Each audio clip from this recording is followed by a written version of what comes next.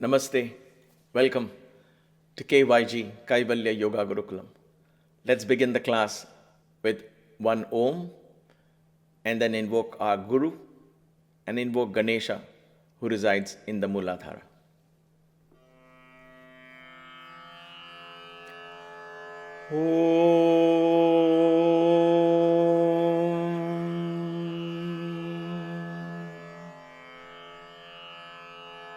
Let's pay homage to our beloved Sadguru. Shri Gurubhyo Namaha Harihi Om. Let's invoke the divine energy of Ganesha from the Muladhara. Om Gang Ganapataye Namaha.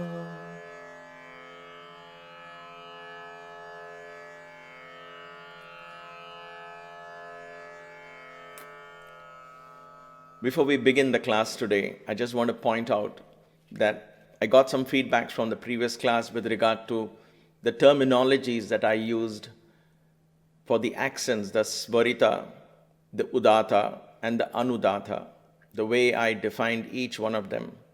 What I defined is not wrong.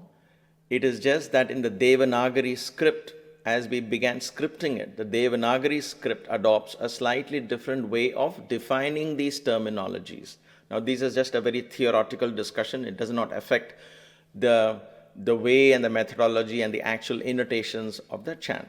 So it doesn't apply to all of us. I'm not going to get into these details.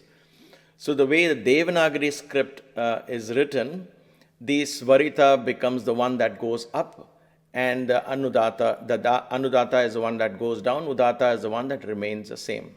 Now there is a reason for this. I'll make a separate video if some of you are interested to understand this more. It's more for nerds like me to dive deep in, because the Svarita there is enclitic Svaritas, there are independent Svarita. The Svarita adopts the character of the Udata and pretends to be the Udata and so on. It becomes a little more complex. Most of that is irrelevant for those of us who are in the chanting process. It's like saying, I really don't need to know what's going on inside the hood of the car as long as I am driving well and following the rules and regulations of the road. So pretty much that is good enough. And for those of us who are practicing this for spiritual purposes, for understanding the meaning and the bhava and the energy, releasing the energy of the mantra, these kind of theoretical definitions of whether the intonation that goes up is called Svarita or Udata and all of that, those are just names that are applied. So we will leave that for another video. If I get time, I will produce that. But you all can do more research on that for those of you who are interested. But for those of you who think Svarita is the one that's going up and you're following certain publications that has defined it that way, it is not wrong. Please stick to that, because that's how the Devanagari script defines Svarita. Okay, the Vedic accents is what I talked about in the last class. So we'll leave it for that. If it doesn't make sense, don't worry about it. Just ignore it. This is just for those of you who responded to me and who might respond, for those of you who might see this video later. Okay, so let's start this class with revising what we learned yesterday, and then we'll take it from there. Where's my remote? Okay, all right, let's begin the Shivopasana mantra. It's a complete worship embedded into this mantra. That's the beauty of this mantra.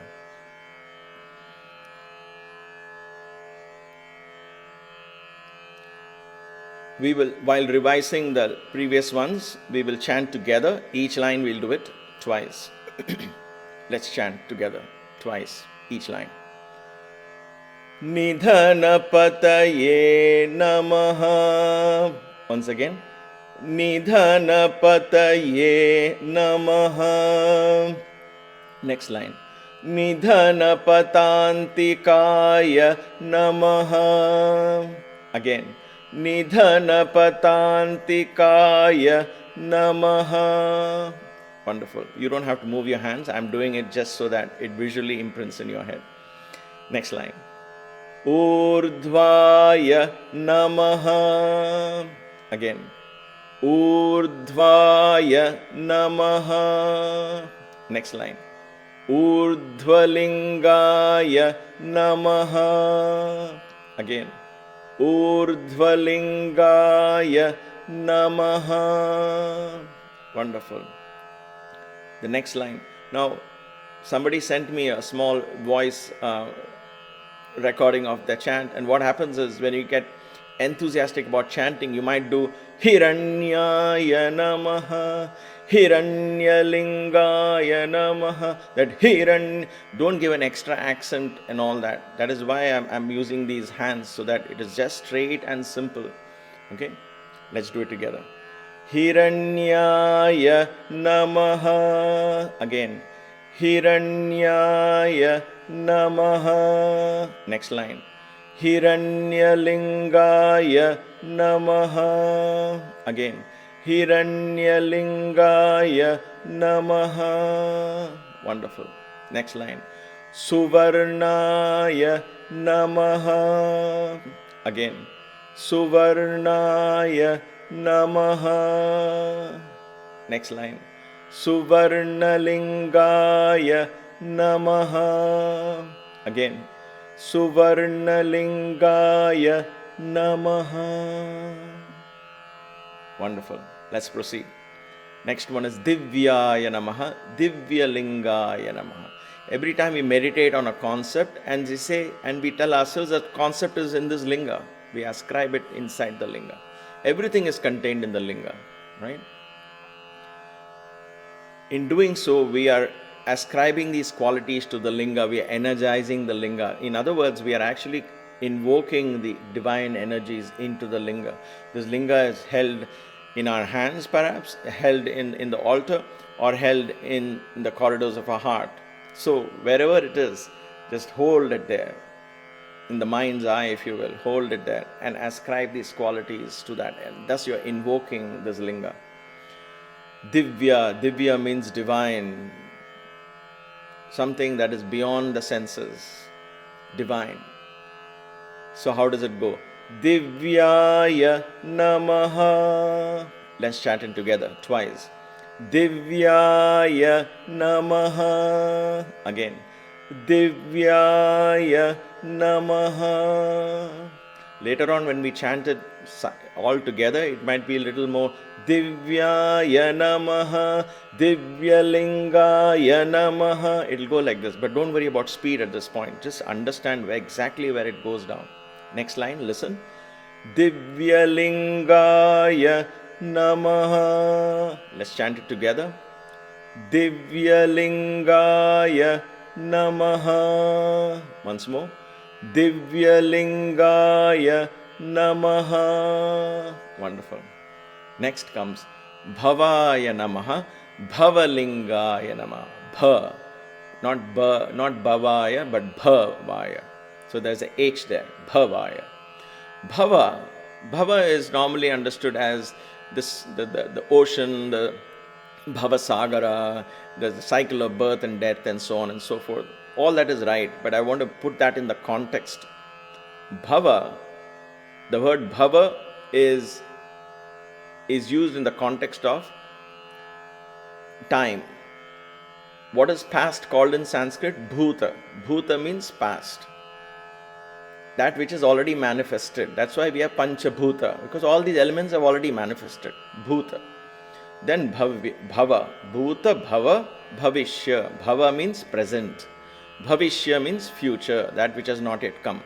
So bhuta, bhava, bhavishya. Bhava here in this context means present. What does that mean? Present means right now, if I am thinking of me at this moment, in this present lifetime, who am I? I am Sundar. So this life cycle is this present cycle. In this present cycle, Sundar is born. Sundar is going to die. Right? And then Sundar doesn't come back again. Sundar is gone. Then the jiva comes back again to another cycle. It adopts another name, or perhaps becomes a dog or a rat, whatever. So the point here is bhava. Bhava means at this moment where I am, this Sundar has to dissolve, right? So that bhava comes here. So Sundar, in other words, this present life cycle, each of us have to contemplate. This is my life cycle. This bhava is also in the linga. So I contemplate on my life cycle, bhava. Bhavaya Namaha. Let's chant it twice.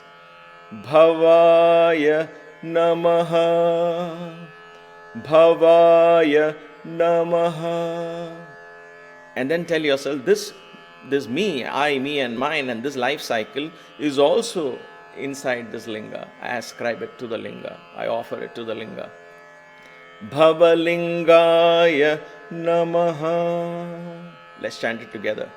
Bhavalingaya Namaha. Once again. Bhavalingaya Namaha. But this I and me, the Sundar has to go, right? Get dissolved into Shiva. So comes the next word. 2 words are connected to Bhava.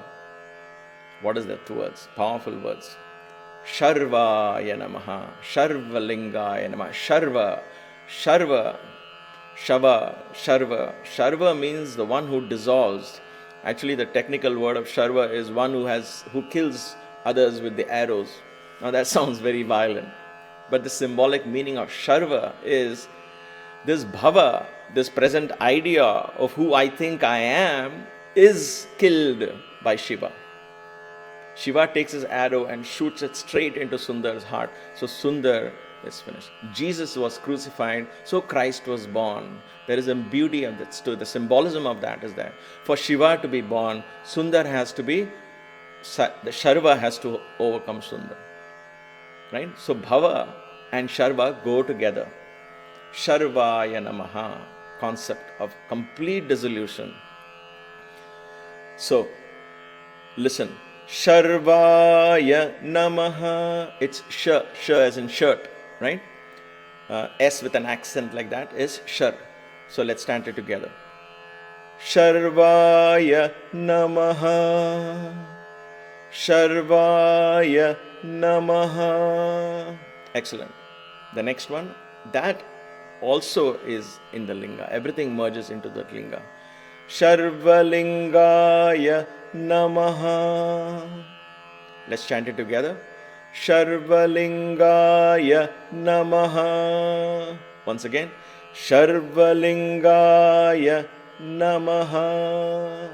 Beautiful. So Sharva goes, it dissolves what? It dissolves a universe. What is that universe we are talking about?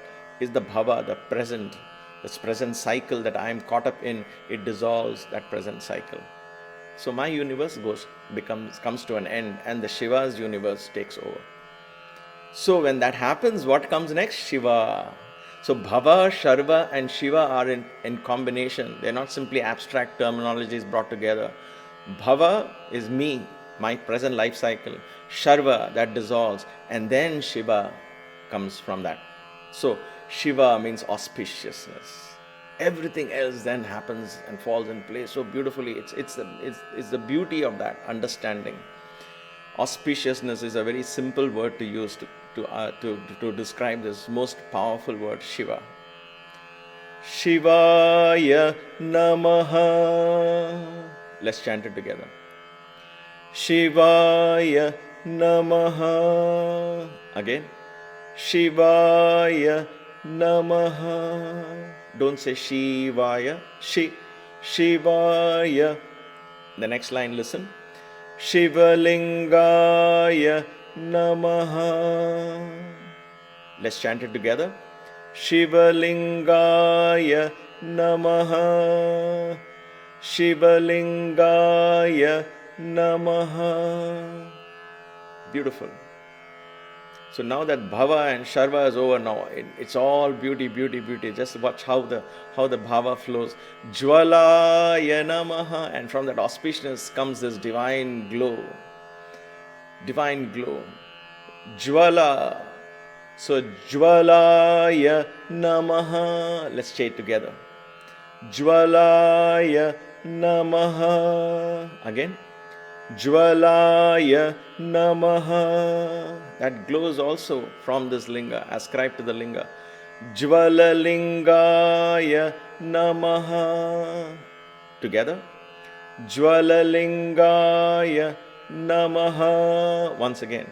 Jwalalingaya Namaha. Shiva, Jwala, and then comes Atma. The very essence of who I am is this linga, right? Atma means essence. Atma means soul, Atma means spirit. All of those are words we are using to understand it in different contexts.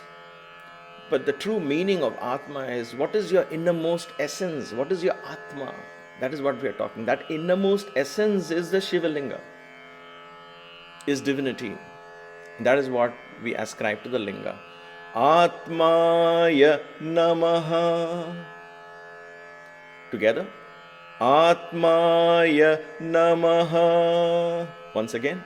Atmaya Namaha.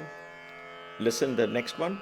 Atmalingaya Namaha. So what is this Linga? This Linga is my very essence of who I am. It's not different from me. That is the beauty of these worships. It takes you to the state of non-duality, Advaita. Let's chant it together twice. Atmalingaya Namaha. Atmalingaya Namaha. So what is that state? What is that state when you understand that your very essence is the Shivalinga? Ultimately, that state is unmatched. That consciousness. There's no comparison. There's no way to even describe what is that state. Parama is unmatched, unparalleled. Paramaya Namaha. First you're understanding that concept and then saying that concept is also in this Linga. That's the beauty of this, the way it is done. That's why I like this so much. Together. Paramaya Namaha. Once again. Paramaya Namaha. Next line. Listen. Paramalingaya Namaha. Together. Paramalingaya Namaha. Paramalingaya Namaha. 22. Good. 22 out of 38 verses. Not bad. But then the simple things get over. The fun is over from today. The beauty of these 22 verses are we are ascribing all of this to the Linga. Now we are in state of deep communion in the course of this chant with the Linga. And then comes that Linga with all these mantras that I just chanted. Let it become established in my presence, in my consciousness, in my heart, in my hand, in my altar, however you want to visualize this, however this is going through. If you're sitting without anything in front, in the banks of a river or on your backyard or in your room, then everything is happening inside. So you're installing it in your consciousness. So this next paragraph comes with installation. We will study this tomorrow. But I just want to chant to tell you the beauty of this. Etat somasya suryasya sarvalingaghastapayati pani mantram pavitram. This most pure, beautiful energy becomes established. So we will study this tomorrow. Thank you for joining this class. Practice with all earnestness, with all enthusiasm. Don't have any fear of making mistakes.